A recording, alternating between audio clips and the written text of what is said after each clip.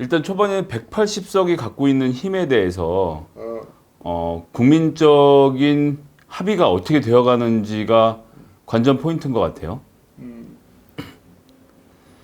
이제 무슨 얘기냐 하면 180석은 어디까지 해도 되는지에 대해서 국민들이 한 번도 생각해 본 적이 없는 일이거든요. 그러니까 이제 원래대로 하면 예를 들어서 지금 상임위 배분 문제만 해도 그런데 뭐 이 배분대로 하면 11대 7 정도가 맞겠다라는 얘기들 다들 하고 있는데 실질적으로 논의는 그냥 18개 다 갖고 올 수도 있지 이런 얘기들을 그냥 하고 있단 말이에요.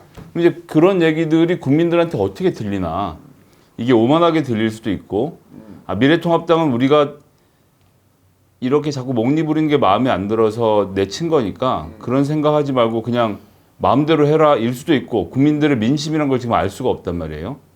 근데 예전 같으면 18개 상임위 다 가져오겠다는 얘기를 농담으로라도 하기 어려웠을 텐데 그때는 정치적 수사로 얘기를 했던 거고 실제로는 협상을 했던 거고요. 이번에는 정말로 가져올 수도 있다는 분위기가 저는 있다고 봐요. 그러니까 18개를 민주당이 다 독신하는 것도 시나리오에서 배제하고 있지 않은 상태로 본다는 거죠. 물론 민주당 내에서 18개를 다 독식하겠다고 결정한 건 아니지만 국민적 여론을 살펴보는 거고 말씀하신 대로 그때도 2008년에도 심지어 재밌는 것은 그 말을 했던 장본인이 조영 원내수석부 대표였다라는 것. 그런데 이번에 한번 굳히면 대신 이것이 그렇게 해서 굳게 되면 다음번에 미래통합당이 다수 의석을 점하게 되면 또 완전히 권력이 넘어가는 것이기도 하니까 위험은 존재하는 거죠. 그러니까 항상 미래를 보고 안전하게 갈 것이냐 아니면 뭐 미래는 미래고 일단은 지금대로 하자라고 하는 것이냐 부딪히는데 지금은 제가 생각하기에는 민주당이 180석으로 얼만큼 마음대로 해도 되는지에 대해서 국민들에게 묻고 있는 그런 시간으로 보입니다. 그럼 본인들도 마음속에서 모를 거예요. 조금 전에 말씀드린 대로 여론의 흐름이라든지 동향들, 기자들, 언론의 반응 이런 것들을 살피고 갈 건데 미래통합당이 20대처럼 계속 목리를 부릴 것이라는 것이 눈에 보이면 국민들도 야 그냥 차라리 니들 마음대로 해라 라는 이야기를 하실 것 같아요. 예, 그렇습니다. 근데 법사위는 지금까지 너무 지나친 권력을 갖고 있었기 때문에 법사위는 법안을 고쳐서라도 체계 작구 수정은 빼야 된다고 생각하고요. 그게 이제 상임위 결정의 전제가 되어야 한다는 점이 하나 있고 그리고 이러거나 저러거나 법사위는 민주당이 가져와서 입법과제들을 실천할 필요는 있겠다 싶은 생각이 들고요. 예결위 같은 경우는 뭐 협상에 따라서 유도리를 발휘할 수 있겠죠.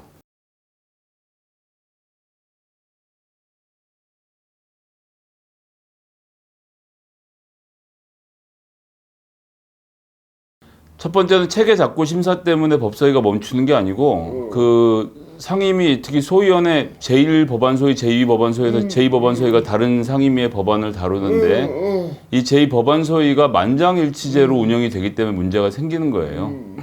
그러니까 다수결로 하든 어떻게 하든 통과만 시키면 되는 건데 체계 작구를 심사하고 있는 게 아니잖아요. 근데 그건 체계 작구를 심사한다고 말은 하는 거니까 그거는 일단 저는 의미가 없다고 생각하고 지금은 국회 입법조사처가 상당히 전문성을 오랫동안 축적해 와서 타 상임위와 부딪히는 것은 이미 국회 입법조사처에서 해당 상임위에서 법안 논의할 때 전부 다 법안 수정 의견을 제시를 하고 그런 것들이 다 풀려야 상임위와 법안을 통과를 하거든요.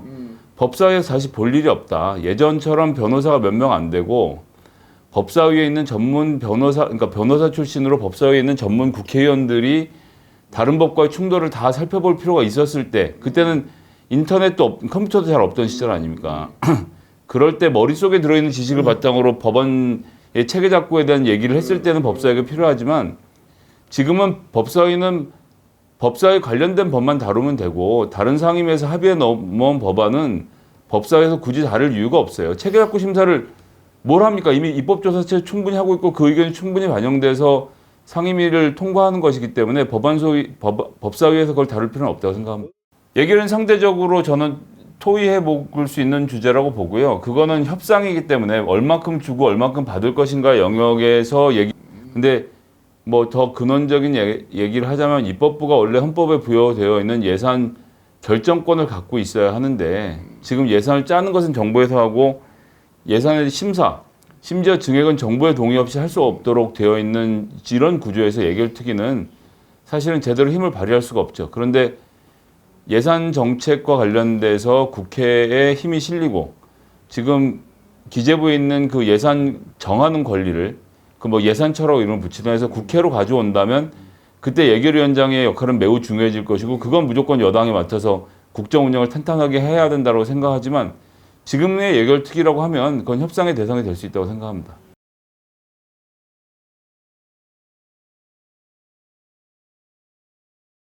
모든 것은 다 협상이고요. 정치는 이 서로 주고받는 것이기 때문에 무엇을 주고 무엇을 받을지는 그때 무엇을 줬는지를 함께 봐야 되는 문제라고 생각하기 때문에 법사위 무조건 여당 것이다 야당 것이다 따질 수 없는 문제죠. 그렇기 때문에 모든 것은 협상의 영역에 있지만 검찰과 권력기관 개혁 그리고 지난 20대 때 미래통합당이 보였던 모습 거기에 따른 국민들의 심판의 결과를 종합하면 21대 상반기 국회에서 법사위는 무조건 민주당이 갖고 와야 된다고 생각합니다.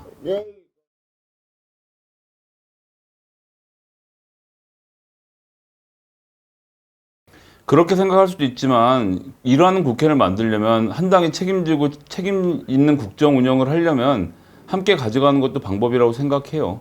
전 뭐 계속 말씀드리지만 19대, 20대 때 자유한국당이 특히 20대 보이코트, 의사일정 보이코트 하면서 아무것도 안 하는 국회를 말 그대로 식물 국회로 만들다 맨 마지막에 패스트트랙 때 동물 국회로 만든 모습을 국민들이 치가 떨리게 싫어했기 때문에 이런 선거 결과를 주셨다고 생각하고요. 옛날의 관례에 얽매여서 지금 할 필요가 없다. 이런 국회를 만들기 위해서는 민주당이 국민들과 함께 무엇이라도 해야 되는 상황이라고 그렇게 봅니다.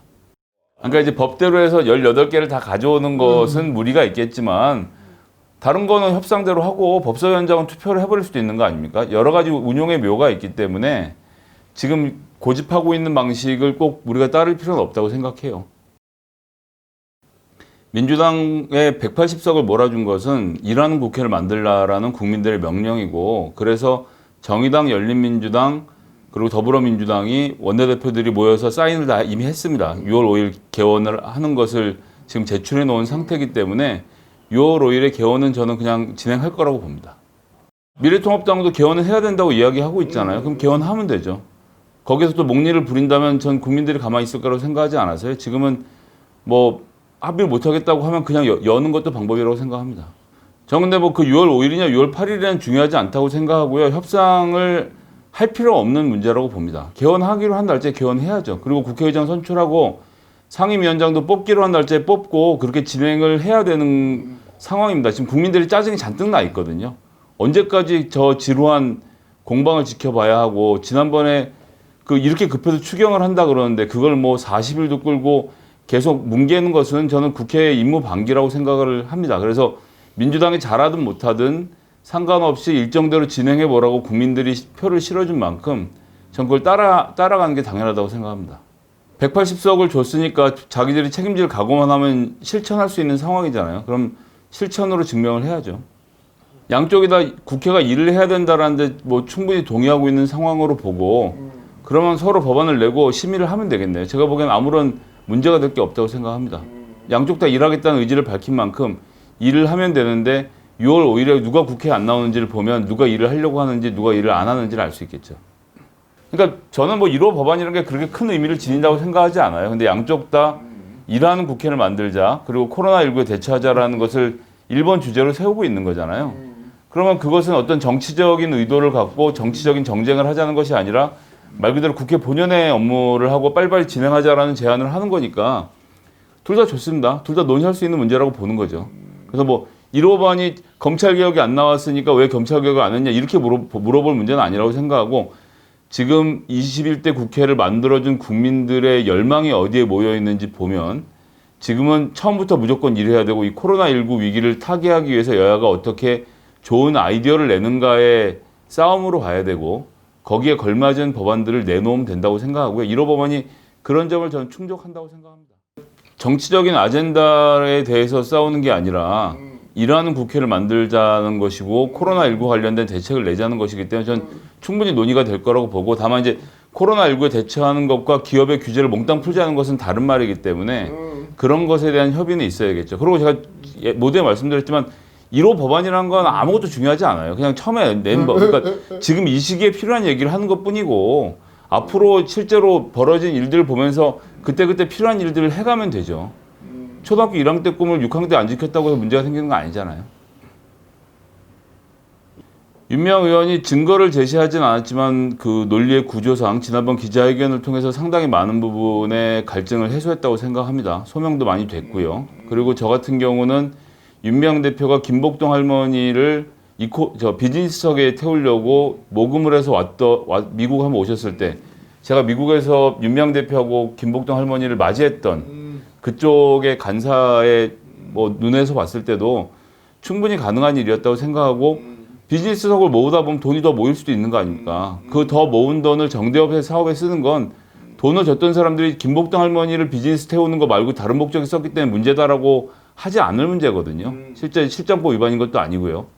그렇다고 그런 식으로 따져보면 큰 문제가 있다고 생각하지 않고 관련된 증빙 서류들을 잘 준비해서 문제를 해결해 가면 된다고 보고 조국 때부터 마찬가지지만 개인을 이렇게까지 찢어 발기고 그것을 지켜보는 그러니까 이렇게 찢어 발기는 언론들 그거를 보면서 같이 침맺고 있는 사람들 전 심각한 문제가 있다고 생각합니다. 이렇게는 해서는 안 되는 거예요. 언론이 언론의 역할을 제대로 하지 못하기 때문에 생기는 문제라고 보고 좀 더 논리적이고 좀 더 의미 있는 지점에서 문제를 제기했으면 좋겠다라는 말씀을 드리고 그리고 시민단체 문제는 시민단체 자정 능력을 통해서 해결하는 거지 사법부가 그 고발 전문 단체들에 의해서 움직여서 해결할 수 있는 문제가 아니라고 보거든요. 지금 검찰은 그 고발 전문 단체들이 고발하면 입맛에 맞는 건들에 대해서만 미친 듯이 수사를 하는 거 아닙니까? 최근에 유우성 관련돼서 조사했던 검사들은 그 문제를 일으켰던 검사들은 전부 다 무혐의 처분을 시키고 이런 건은 또 직접 수사 지휘를 하는 등 윤석열 총장의 제 식구 감싸기 그리고 내로남불이 전 막장에 달했다고 보기 때문에 문제가 간단치 않습니다. 그래서 이 문제는 시민단체에 놔둬야 되고 정의연의 돈을 윤미향 대표가 횡령했다고 하면 배임의 피해자는 검찰이 아니고요. 그다음에 이걸 고발했던 시민단체가 아니고 정의연 자체거든요. 그렇기 때문에 이 문제는 그 안에서 잘 해결해 갈 수 있도록 만들어주는 게 정상적인 절차라고 생각합니다. 그 문제 제기가 있었고 그런 문제 제기에 대해서 문제가 해결되고 또 고치고 문제 제기하고 고치고 이러면서 지나온 게 시민단체인데 2004년에 문제 제기가 있었는데 그게 하나도 해결되지 않았다고 얘기할 수 있는 성질의 문제는 아니라고 보고요. 이런 문제라는 게 다 원래 시끄러운 법이에요. 시민단체가 시끄러운 건 시민단체, 그래서 제가 좀 전에 말씀드렸지만 시민단체가 시끄러운 건 시민단체 안에서 해결을 해야지 그 모든 걸 법정에 가져가서 누군가에게 사법적 단죄를 하는 것으로 해결될 수 없다는 것이죠. 국회의원 한 사람이 발언하고 책임질 때 그 발언의 배후에는 수많은 보좌관들이 있고 수많은 정치인들이 있습니다. 모든 정치인들은 남들하고 상의하고 남이 써준 글들을 읽거든요. 중요한 것은 발화자가 누구이고 그 사람이 어떻게 살아왔는지의 과정을 봐야 되는데 이용수 운동가가 지금까지 살아왔던 그 인생 그리고 사실 이용수 씨에게 여성인권 운동가라는 호칭을 달아준 것도 정의협이고 윤미향 대표예요. 예, 그렇게 존중하려고 하는 측면이 하나 있었고 그러면서도 이용수 할머니라고 부르면서 이 대상화시키는 문제도 같이 있었던 거죠. 이거는 운동이 해결해 가야 할 과제라고 보고 그 이용수 할머니가 단순한 위안부 피해자다라고 말하는 사람들이나 아니면 이용수 할머니가 누군가에게 이용당하고 있다라고 이야기하는 사람이나 30년 동안 정말 줄기차게 투쟁해온 이용수 운동가의 그 열정을 모욕하는 행위다라고 생각하기 때문에 저는 양쪽 의견에 동의하지 않습니다. 이낙연 의원은 출마할 거고요. 그렇게 해서 본인의 정치적 역량을 확인하는 작업이 저는 필요하다고 생각합니다. 7개월짜리 당대표로 이런저런 논란을 일으킬 수도 있지만 정치라는 것은 생물과 같아서요. 7개월 후에 세상이 어떻게 변할지 모르거든요. 이낙연 대표가 대권에 관심 있고 출마하려고 한다면 이번에 나와서 지도력을 입증해 보일 필요가 있겠다고 생각을 하고 이낙연 대표와 함께 또 자웅을 겨뤄볼 많은 후보들의 출연을 기대해보고 그런 점에서는 김부겸 후보도 출마하시지 않을까 그렇게 생각합니다. 지금 당장 여당으로서 이낙연 의원이 의정활동을 통해서 정치력을 보여줄 방법이 제가 보기에는 마땅치 않고 당대표 선거가 코앞에 있으면 정치인은 원래 선거가 있으면 나와서 선거를 뛰는 게 본인의 임무거든요. 그래서 저는 당을 어떻게 운영할 건지에 대한 리더십을 한번 보여주는 것은 나쁘지 않다고 생각합니다. 조금 전에 말씀드렸지만 정치는 생물과 같아서요. 7개월 동안 당대표 하는 것을 피해라고 생각할 수는 없다고 봅니다. 예를 들어서 문재인 대통령도 2년 임기를 못 채울 걸 알면서도 출마해서 당대표가 됐고, 그리고 당대표 되는 과정도 생각해 보시면 대세론으로 잘 될 것 같았지만 정말 그 여러 가지로 악전고투 끝에 당대표가 됐죠. 그리고 당대표가 되고 나서도 당대표의 리더십을 흔들려는 사람들이 많이 있었고, 이런 여러 가지 과정들이 있잖아요. 그렇기 때문에 정치는 계속 뭔가 이슈를 만들어내고 싸워가는 과정이기 때문에 이낙연 대표가 당대표 출마를 결심했다면 그거 자체를 비판할 수는 없는 것 같습니다.